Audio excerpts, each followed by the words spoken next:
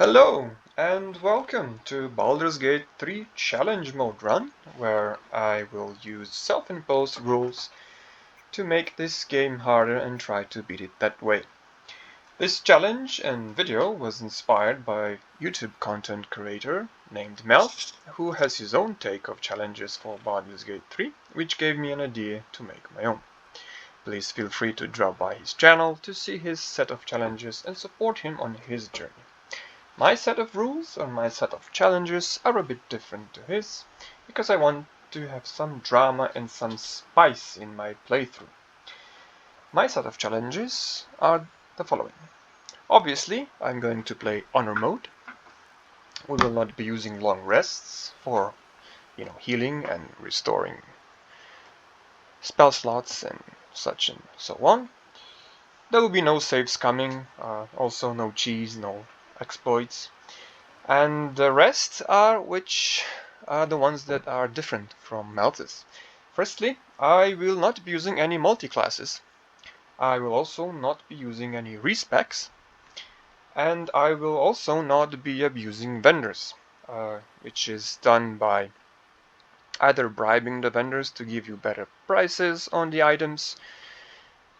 As some of you may know, in level 1, if you have like 400 gold, you can bribe a vendor to get full max reputation with that vendor, and then you have, for the rest of the game, maximum discounts on all the goods and all the stuff that the vendor sells. And also, upon level up of a character, if you choose to level up a character, all vendors will have their stock restock, reset, and that goes for common items and potions, consumables, and for alchemy ingredients. Items that are special or unique to that vendor will always remain just one per stock, and if you buy that item or multiple special items, leveling up and resetting the stock will not refresh any special items that that vendor might have. Also, since this is patch 7 and there are mods in this patch supported, I will be using half XP mod, which will basically double the amount of XP that I need to reach a new level.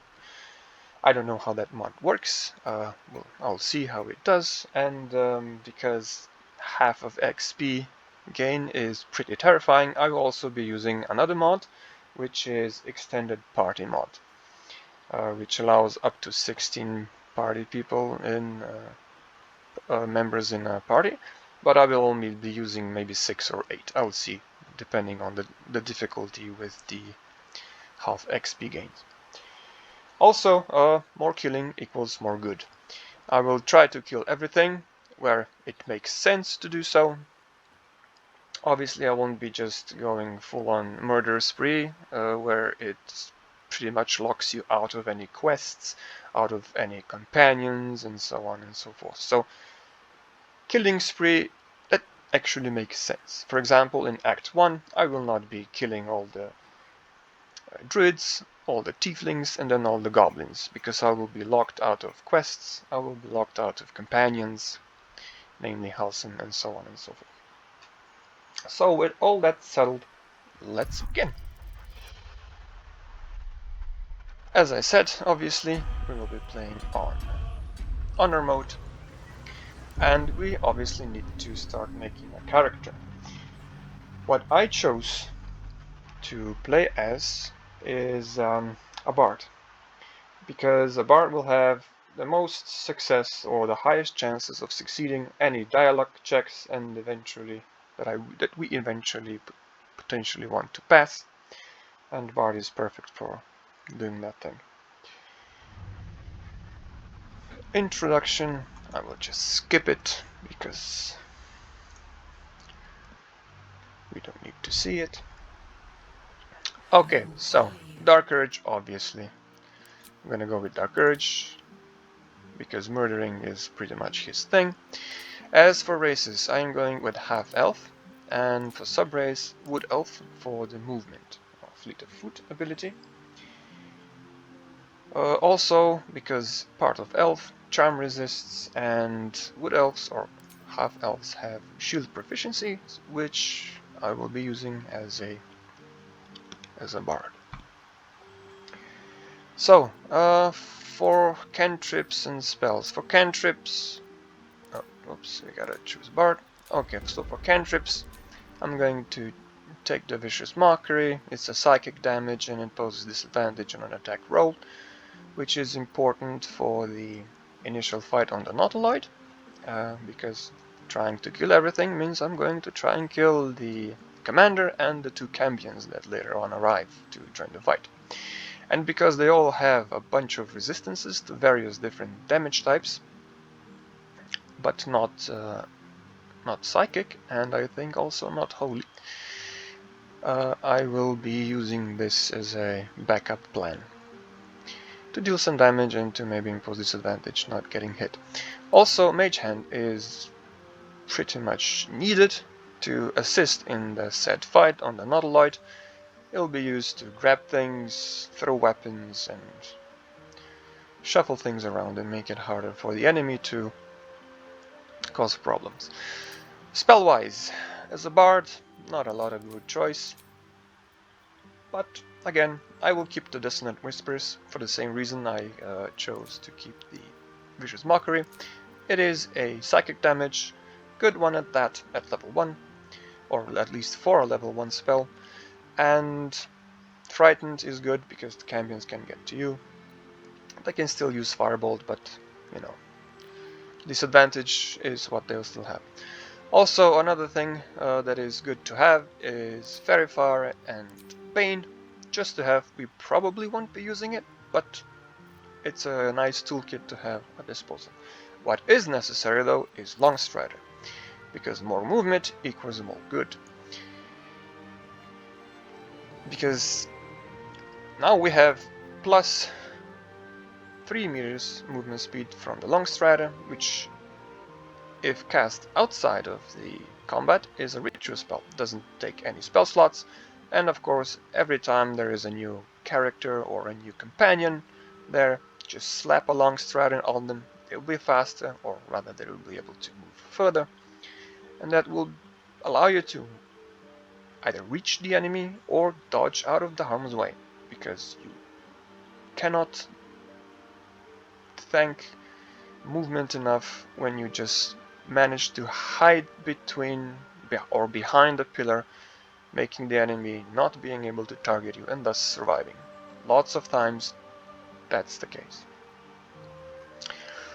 Right, starting instrument does not really matter. We go with violin. Haunted one, well, we cannot change it. It is what it is. Medicine, intimidation are fine.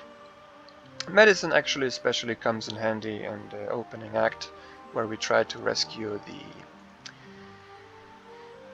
the little brain creature, us, where we need to pass a medicine check in order to get it for, guaranteed. Otherwise we have to roll for the dexterity, strength and other skills.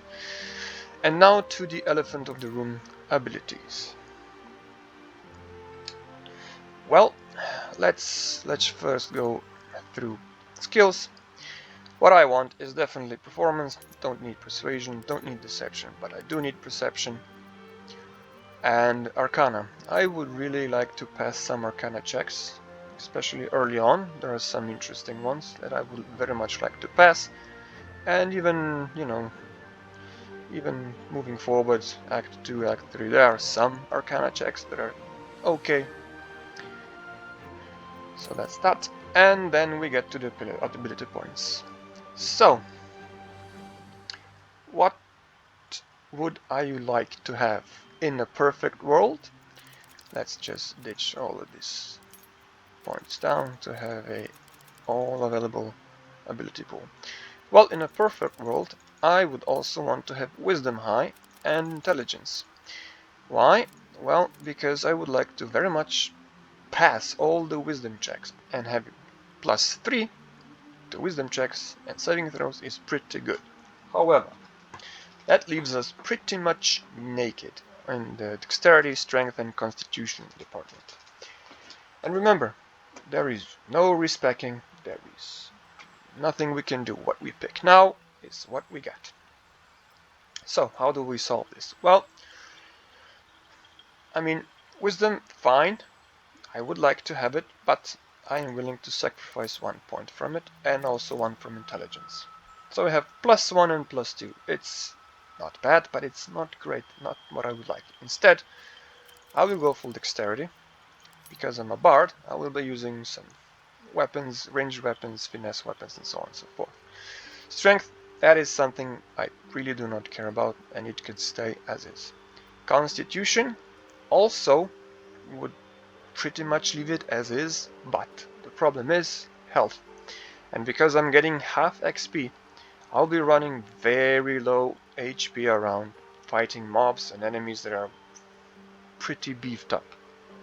So, I'm going to take at least +0 to Constitution. I do not want to be penalized every time I level up for my HP bar. So this is the build that I think is quite alright. Obviously I could drop Constitution and Dexterity entirely and wait to get the gloves from the Crash and the Amulet of Health from the House of Hope, but that is very late game, and I do not think I can survive with -1 to Constitution, and especially for Dexterity. Right, so that's that. Let's proceed. Okay, let's name our Dark Urge Bard. Let's call him Baldur. Sure, why not? Wait, let's edit appearance a little bit. Let's give you a little bit of maturity, because as a Dark Urge you've seen some shit, or pretty much done some shit as well. That's fine. Body art. Let's get some Dark Urges thingies. And this looks elvish enough. Tattoo color, elves, wood elves, so green, greenish, green 4. Yeah, let's do that. Eyes are fine. Makeup, Dark Urge, dark eyes. Yeah, let's do that. That's fine. Hair. Oh, God. I don't know. This looks bardly enough. Highlights wood elf, so green. Let's amp this up. Yeah, why not? Graying. Well, you're Dark Urge, you want to be graying black. Yeah, sure, why not? Let's do that. Facial hair. Oh, this looks fantastic. Yeah. Graying. Cool. Yep. Oh yeah, piercing. We're bard, so we want bard rings. Excellent. Oh right. This is our bard, and this is what we're going with. Is it perfect? No. Does it matter? Also no. Right. Baldur is our bard. We have starting spells. We have cantrips. Let's get thrown into the world. Oh yeah, I need a guardian. Okay. Randomize. Let's say 10 randoms. 1, 2, 3, 4, 5, 6, 7, 8, 9, 10. Sure. Why not? And let's venture forth. We can also skip this cinematic. We're getting stuck with the illithid larva. Spoiler alert, this seems to be the Emperor, but who's to say? Let's just skip this one, and let's get right into it. Right, so this has been an introduction to the whole thing, and we'll start the next episode right here, where we wake up.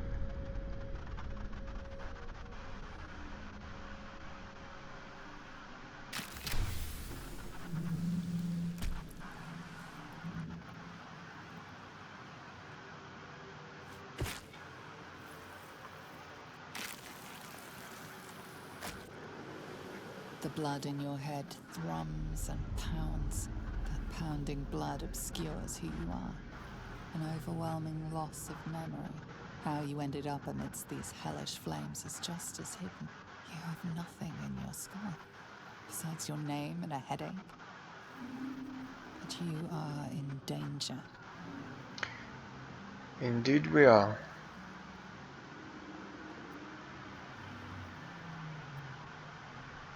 This is just like a